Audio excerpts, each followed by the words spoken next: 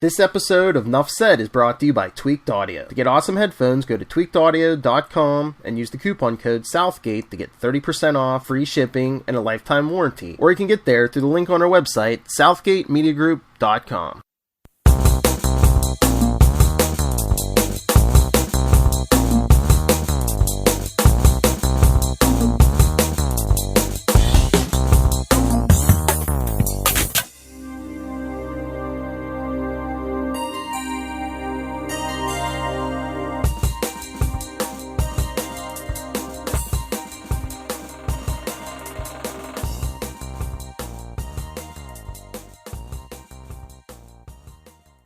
A world of capes and lunatics, gods and monsters, and big-budget blockbuster studios, there is a group who assembles androids, witches, and maybe a few agents. They are the people of Marvel Studios, and this is Nuff Said. I'm your host, Charlie, the Professor Esser, and with me, as always, is my skinny rich friend. It's Mozz. Hey, Mozz, and tonight's episode is Assembled, or to be more specific, Marvel Studios Assembled, Season 1, Episode 1, The Making of WandaVision. Join Elizabeth Olsen, Paul Bentley, and more to go behind the scenes of the groundbreaking series WandaVision. Did you just call him Paul Bentley? Bettany. I call him Paul Bentley because he reminds me of the Jefferson's neighbors. Gotcha. Fair enough. And that was probably Bettany, too, the whole time. And it was Bettany all along. Stars, Asif Ali, Kristen Anderson-Lopez, Christopher Beck.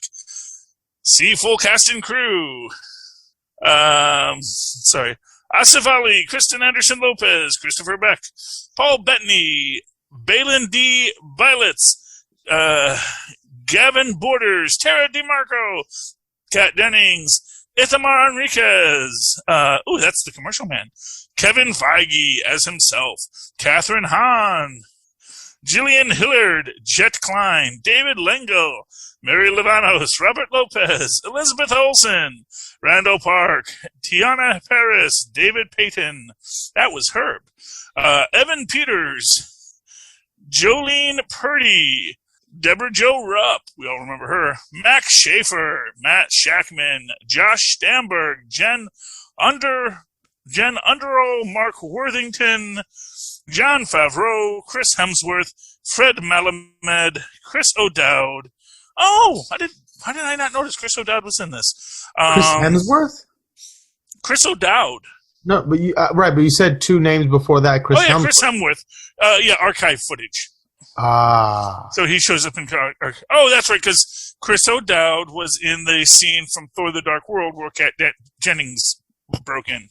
So it was archive footage. That's why. Anthony Russo, Joe Russo, Aaron Taylor Johnson, and, of course, the infamous Joss Whedon. Especially this week. Yeah, well, you know. Sean Risigliano was our director of photography, and additional crew was Jim Velasco, hardest working person in show business, post-production coordinator, and technical operations. All right.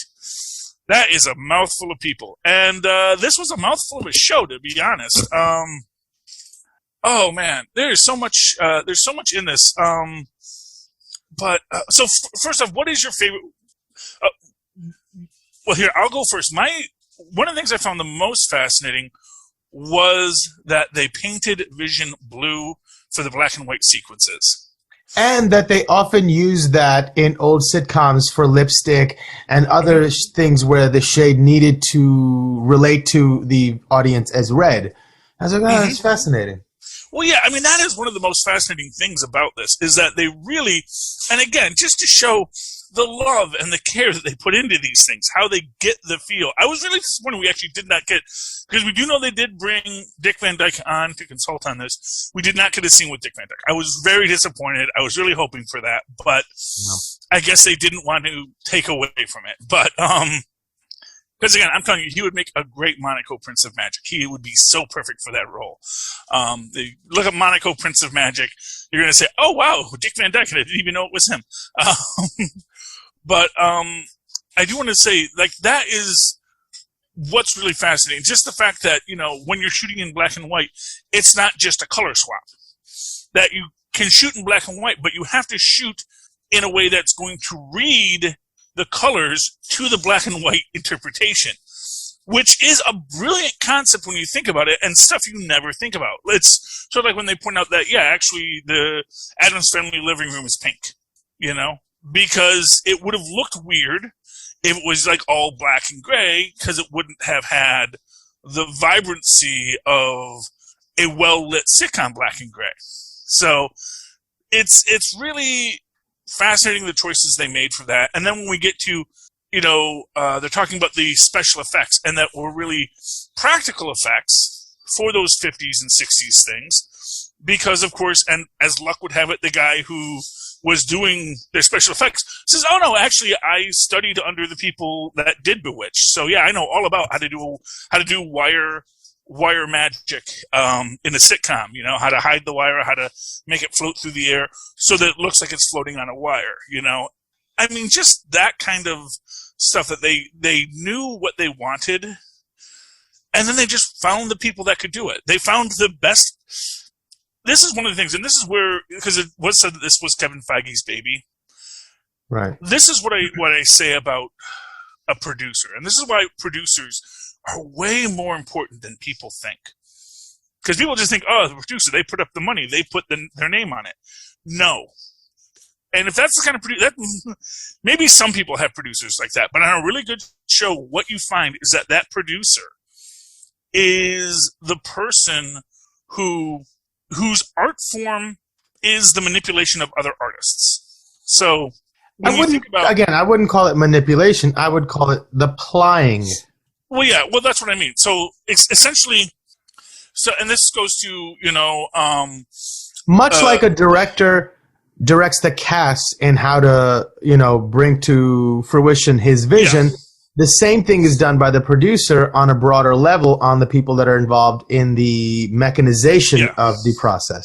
So, and the reason why I use manipulation is this idea that, a musician manipulates sound, a writer manipulates words. I just think that word is fraught with connotation that a word like flying could do without carrying that sort of, And to be fair, I sort of take that somewhat from Alfred Hitchcock, who very famously said, actors are the paint upon which I paint that I use upon my canvas. Right. Which was also kind of seen to be kind of diminutive of the actors that, to Hitchcock's view, they were just paint, No, but I mean, when I was in acting school and I was working with a director that I trusted and that I admired, I would say to him, look, I am your utensil, Mm-hmm.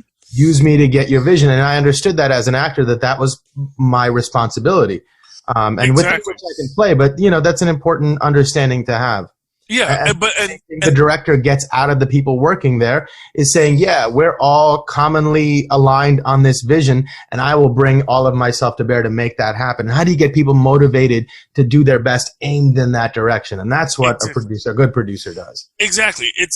And it is finding the personalities that are going to mesh, finding people that are going to work well together, finding people that are going to build out this universe well, I mean, for what it's worth, like I said, it is kind of surprising in its own way that for as much derogatory stuff as Joss Whedon gets for Age of Ultron as an artistic piece, we have not gotten the Justice League level accusations, or even the Buffy, or even the Buffy and Angel level accusations that we've gotten about Joss Whedon, which really shows how Feige really understood what he could do and what he couldn't do, and where Joss Whedon could be applied properly. I think that's the idea. It's like, how do you point this person in the right direction, give them people that he doesn't have to yell at, and even if he is a horrible person, at least get him to make you good art, And that's the thing. It's like, how do you thread this needle? Yeah. And and he did it. He did it with Avengers, and I think he actually did it with Age of Ultron. I think Age of Ultron gets a lot of flack it does not deserve. I was one of those people that hated that movie. I used to argue with my friends about it. One of my friends was a big fan of it. I was like, how could you like that movie? And then one day I just sat down and casually watched that movie. And the scene where they're fighting in the forest, the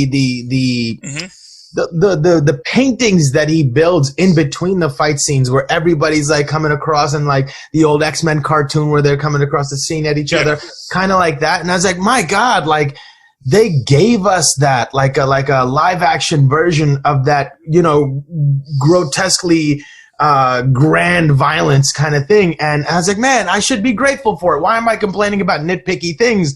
And after that, I really appreciated the hell out of that movie. Yeah, everything visually in that movie is everything comic books and cartoons that we wished we could see when we were kids, and they gave us that. And for that, I was supremely appreciative. I really loved that movie after that. And not to say, Ultron was a phenomenal villain, incredibly well acted, incredible villain. Yeah, I mean, all in all, it's Ultron. And that's the thing. I think that as the stories. And here's what I'll give you. I think that a lot of times these things will age better because they're going to have much more of a nostalgia quality to them, and we're going to see where other things led from it. It is like you go back and you read some of the early Fantastic Four, some of the early Avengers. Sometimes they seem a little corny and clunky, but you understand. But I do understand how this built out into this universe that evolved greater things from it. Which is why I say, I think that one of the best things that the Marvel Cinematic Universe is giving us is this idea that they're not killing their babies. They're saying, you're part of us, you were under our banner. Like, even Agents of S.H.I.E.L.D., all this stuff, we may not talk about them right now. They may not be showing up in our stories. But I don't think we're going to get a Luke Cage that's not going to be acknowledging what happened in Luke Cage. I don't think we're going to get a Cloak and Dagger that doesn't acknowledge what happened in Cloak and Dagger. Because that is what the fans have understood. That is what is established. And I don't think there is an appetite to just throw it out.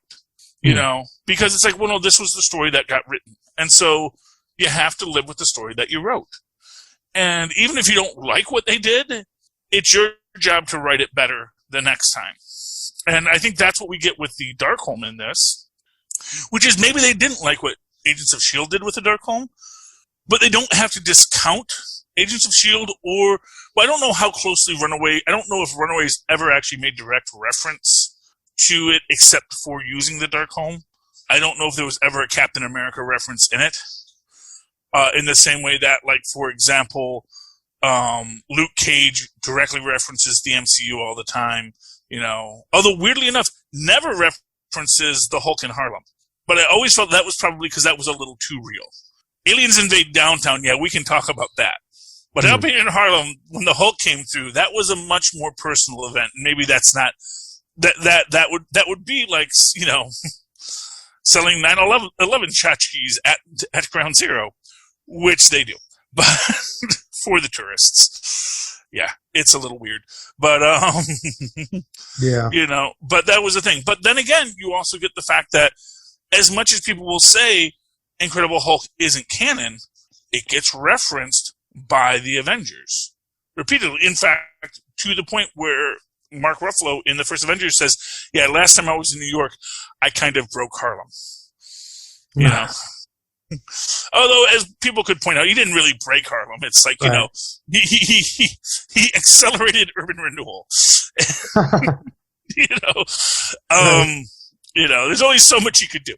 But, and for what it's worth, the Hulk actually was relatively light on property damage. Mostly he smashed up cop cars, which is, fair enough.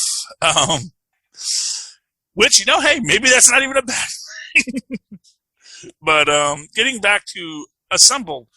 So we get this whole idea of how they're stringing the story together and how they really brought this team of unique individuals, specialists in their field, together to do this. And we actually get the fact that, all of the musical cues, which is by the couple that wrote the hits in Frozen, which is like, talk about that is like musically Disney royalty. You're literally getting the biggest acts in Disney to come do this TV show, And didn't the 90s version get written by, I forget who the artist was, the punk rock version? I forget her name, but the original Riot. They called her the original Riot Girl, and I don't remember what her name was. Yeah. But yeah, they got a great, they really pulled in. Although I liked the fact that, as they said, the what's his name? Because I just mentioned him a few minutes ago, but it was I think it was Christopher and Kristen are Kristen and Anderson Lopez. Was it Kristen Anderson Lopez and was it Christopher Beck? I can't quite remember, but that basically one of them was actually Matt Shakeman's old college roommate, and then you also got just Matt Shakeman's history as he actually was a sitcom kid, right? Not dissimilar to what Elizabeth Olsen grew up with, just going with her sisters to set. So it is interesting that that you do have this child star royalty that are on the Ron Howard side of child star royalty. You know what I mean? Yeah. That's the dream. That is, again, where Disney and Feige are bringing together the pieces that work well, that make this a viable product. You definitely got the sense that they were having a lot of fun. It reminded me of, drama club in college. You'd get to do like these little offbeat kind of things. And the fact that they were there in front of a live audience looked like it made it really a good time for them as well. Because Paul Bettany, at first he's like, man, I haven't been in front of a live audience in, 100 and whatever years. Yeah, since 1887. But then you see him at the end of like the cast, he's just like really like in the moment, taking bows, enjoying being in front of the audience. And that sort of a feeling of camaraderie between a cast on a live set is something very different that I don't think you get a chance to get. And for them to be able to find that old, student actor version of themselves in this moment was really, really fun to see. Oh yeah, but again, that is the thing about like these the Marvel connected universe, that it is this little clubhouse. Yeah. Of actors and writers and directors, and they all get to, they're all on the lot, and they all work together, and they all are putting on they're putting on this semester's big, what's this semester's show, It really felt that way. And my favorite thing, I think my favorite tiny little 2-second scene in this entire thing was Catherine Hahn is up on the pulley system, and she's like, no, one more, let me do one more take. That sort of feeling, that was so exactly wonderful to see. That made me smile really, really big. Yeah, and you see them, and like when they're doing the Agatha All Along cuts, and you actually see her, like the outtakes where she just totally goes out and she like throws the dog. And it's just because it's like, have fun. Yeah. Let's see what we can create that's organic and real, and that is not just make your 9/11 face. That is not just pushing people into these holes. It's like finding the artists that can make their own art, and that will make good art next to the art that you're making. And that, I think, is and it's kind of funny because it's one of these things where Kevin Feige is central to Marvel's success, but not because Kevin Feige is making it a success, because Kevin Feige knows how to bring artists together to let them make a success. So that even when they have an off episode, an off day, he's not like, you're ruined, you're dead in this town, Right. He is saying, okay, great. So it didn't make as much as we wanted to do, but we told a story, and we're going to bring it back later. Don't worry. Right, and we're still all aimed in the right direction. I guess his strength is finding people that are all aiming in the right direction. So wherever they go, even if they falter this way or that way, we're still all aiming in the right direction. And that's what makes it great. That's what makes it a good show. And at the end of the day, that's always what we want, is a good show. We want to come away from these thinking, I enjoyed it. I was a part of this, you know? And that is, again, what they even make this point is like, yeah, you know, we put things in here because we know how our fans are. We know how our fans love to go through these things, love to look for Easter eggs, love to wonder why this is and why that is. And really, they said, yeah, we wrote this to have that. You know, maybe not Mephisto every week, maybe not, you know, maybe not as far as we took it. Although it was a very good analysis of it as to why Evan Peters was recast as Quicksilver. And I still don't terribly understand the reasoning behind it. If it was just a goof, it's like, man, really? Well, that's a big leap to make for a goof. The idea was they wanted to do a recasting of Quicksilver. I know, but like... no. It actually made sense when they explained it to me. Okay. Essentially, by casting Evan Peters, we as the audience would immediately understand that this recasting was Quicksilver. Like, if they had cast some other guy with white hair, we would be like, well, clearly that's not Quicksilver. I mean, a hot second, until she said, that's my brother. And then everything would have been the same. I mean, like, it seems like such a... Well, because it puts... far-reaching step to take for something they could have accomplished with maybe a half a second of extra exposition. Well, no, but you want to show, don't tell. Always remember that. I know, but I mean, but that rule is minuscule compared to the rule they break in this. Is like managing expectations, putting so much on there and not having it deliver. Like that has to be way outbalanced by the idea of show don't tell. It's like I think. Well, okay, let me put it to you this way: would you have shared Wanda's confusion about it? Yes. If they had cast anyone else. Yes, because it's not the person we know. It's not the person that we know that she knows. I know, but except. It's not the idea that it's a confusion of, I don't think this is my brother. It is a confusion of, I think this is my brother, but part of me isn't sure. And the idea was, if we cast Evan Peters in this, everyone knows Evan Peters played Quicksilver. So everyone's going to be looking at this and going, could this be Quicksilver? And yes, obviously... And again, like I said, this wasn't supposed to be the first one. So I think they were thinking, oh yeah, by this time we've had a lot of crazy things. And this is really our craziest show.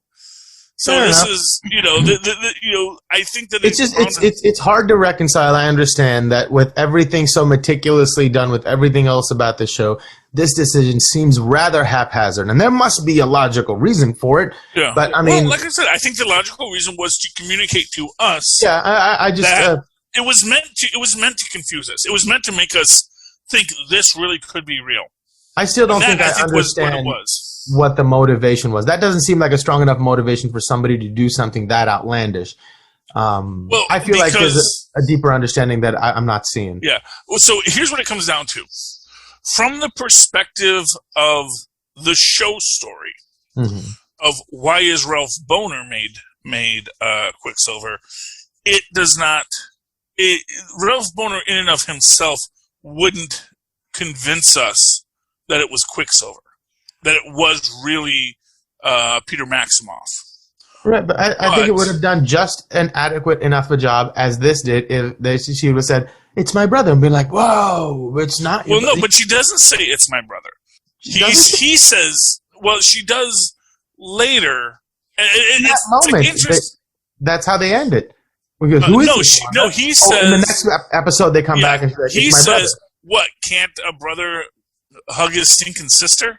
And then, of course, when you get his dialogue where it's like, I'm I'm just here to give you grief. Because, of course, grief, it's all about grief. And what is grief but love persisting? Yes, it was grief all along. What exactly did that statement mean? Oh, what is grief but love persevering? Well, it means that the love you have doesn't end just because the person ended. Ah, I see. You lost them, but that love continues. But it becomes like, and it's not a good way to describe it in electricity terms, but it's like, where you're sending this out there, but it's not echoing back. So it's like, it's you shouting out your love, Because like normally you send out love and you receive that love back from this. It's like the Voyager probe. Right. It's out there and it'll keep going. It'll keep going. Even after we can't hear it anymore, it will keep going. Yeah, and it'll persist. It'll persist shouting out to us. Just as love continues to shout out once that person can no longer send back the message of acknowledgement.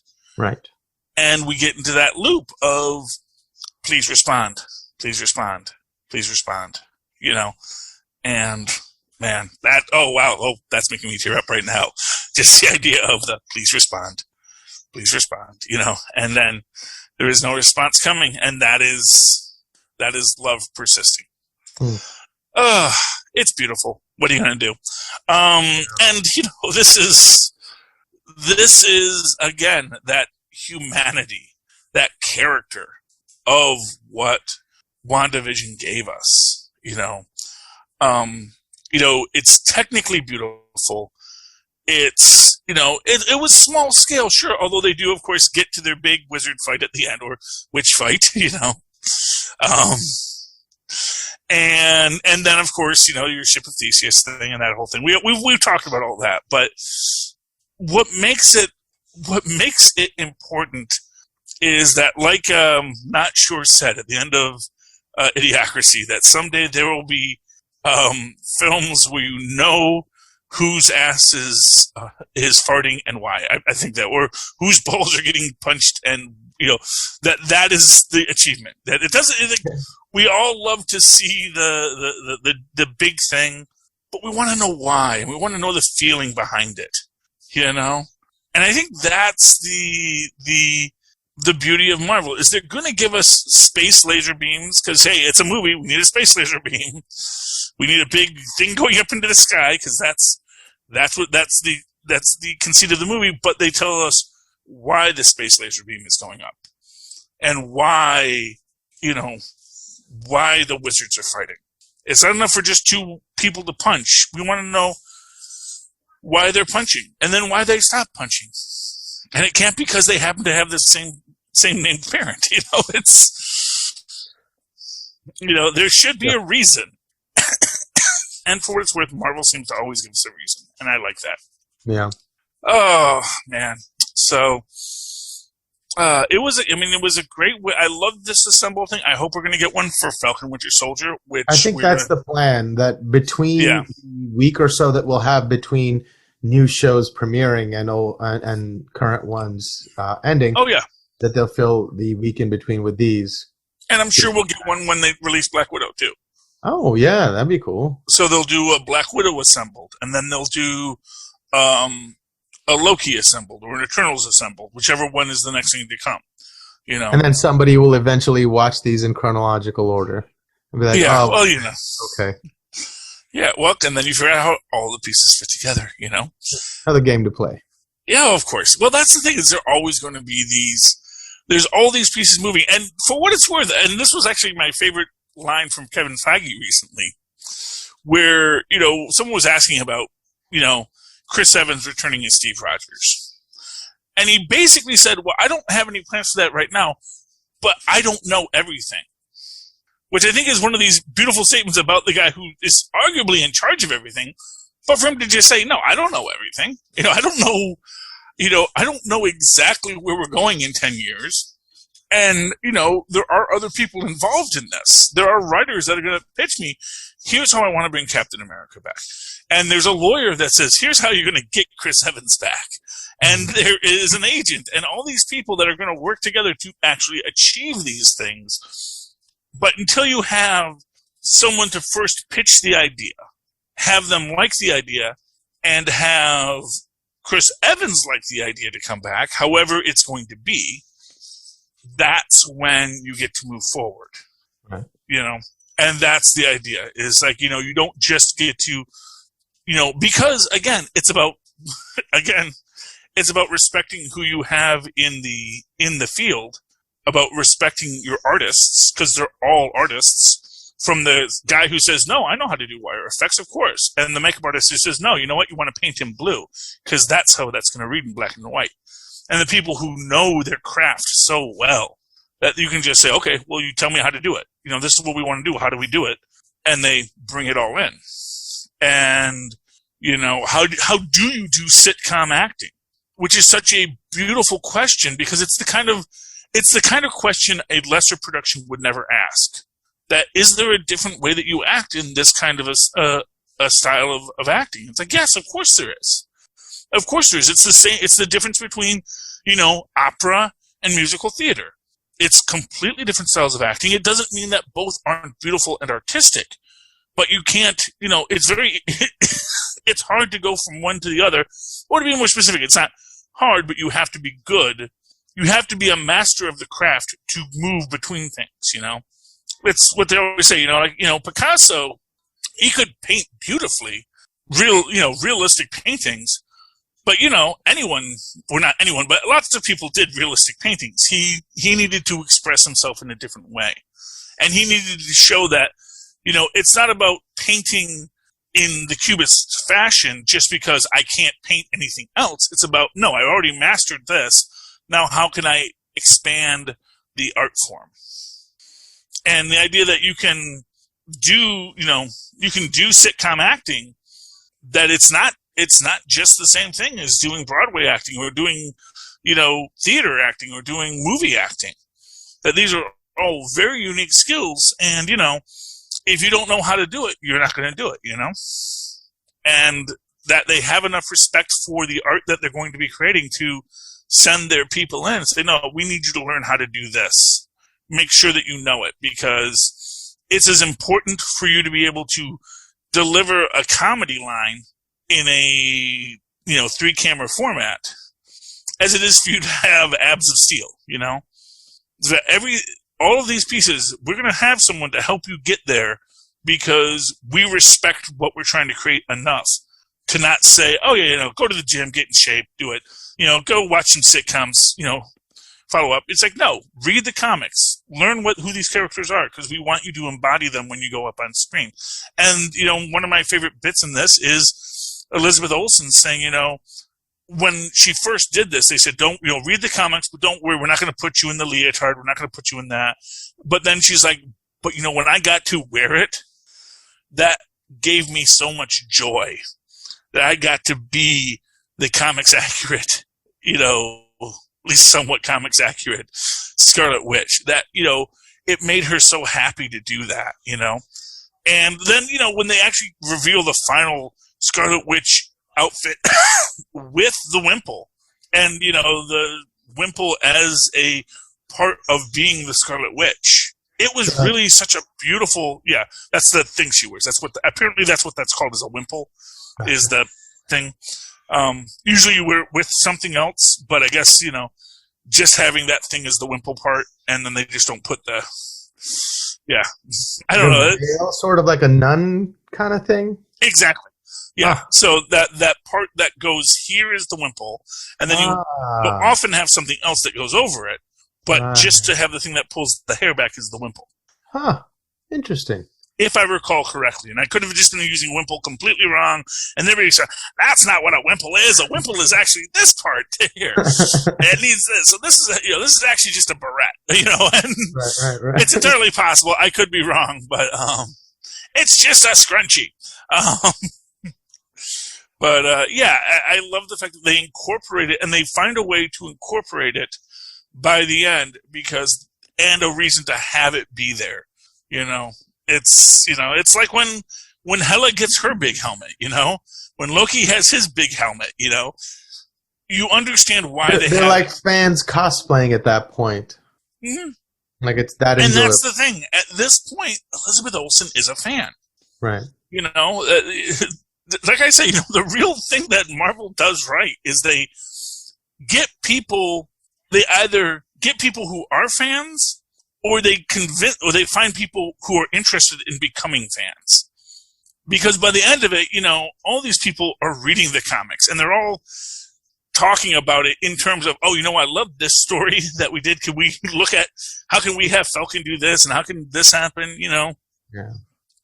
And when we get to Falcon and Winter Soldier, there's so much to unpack on that show, but we'll get to that next. Oh, do you have anything else you want to talk about with this episode, Mozz? Any final No, thoughts? I mean, I didn't really glean too much new information, but for me, it was just kind of nice to see the actors relating to each other and how much care they put into the show, and that was the most enjoyable part for me. Yeah, I agree completely. I mean, it was just, it was a beautiful story told, and it was just, like I said, it was how they assembled it, how all these pieces fit together. And honestly, now, as with so many other things, I am so excited to see the next one. You know, not only because I love these stories, but I love to see how they got put together. How, you know, this is just nerd candy now. This is like and it seems like, especially after seeing the first episode of Falcon and Winter Soldier, that WandaVision sort of kicked off like our beginning of exposition about what coming back from the blip has done to the world, and exactly. the shattering after effects of everything. And we're going to get to see a lot more of that. It seems like that's where we're heading. Oh yeah, and well, because it makes sense when you think about it. That, you know, you have, like, in a way, it kind of even makes sense that now they actually are in chronological order, because WandaVision takes place a few weeks after the blip. Falcon Winter Soldier takes place a few months after the blip. And it's just that idea that, yeah, you know, we are definitely, you know, this is what happens when the world changes. And this is how you have to deal with it. And, you know, sometimes you find out that in your absence, people have been doing things you're not too happy about, as Wanda found. And that the idea of the supply chain of resources being devastated so drastically, and then learning to cope with it over 5 years to feed, 4 billion people, and then all of a sudden that system that's standing on, peg legs holding little things up gets taxed doubly so. Oh, yeah. And how do we deal with that? Oh, yeah, no. And I hope we get a deeper exploration of all those ideas, because that's a fascinating sociological sort of thing to think about. Now, I think that'll be really interesting if we get a whole lot more explanation and exposition. I will say this: not since Teen Titans Go has applying for a small business loan been so engaging. Teen Titans Go does a lot of educational episodes about, real estate, but that's when we get to Falcon Winter Soldier, which we'll get to in a few minutes. We'll get to it in a few minutes. We'll get to it in about a week, but I mean, where we're going next with this is going to be interesting and beautiful, and like I said, I really feel that there is a reason these stories are dominating right now, because I do think they are these real human stories that seem to be really able to understand the world and write about what the world is going to be and is, even as things are moving through. Like, it always seems prescient, but it's really like, no, we just read about, what would be the ridiculous version of what we're going through now, and then, of course, our world is so ridiculous now that eventually we catch up with the right. It's like, oh wow, quarantines and it's interesting how it all works out. But anyway, okay, Mozz, I hope you've been able to enjoy this show. Indeed. I hope that our listeners have been able to enjoy this show.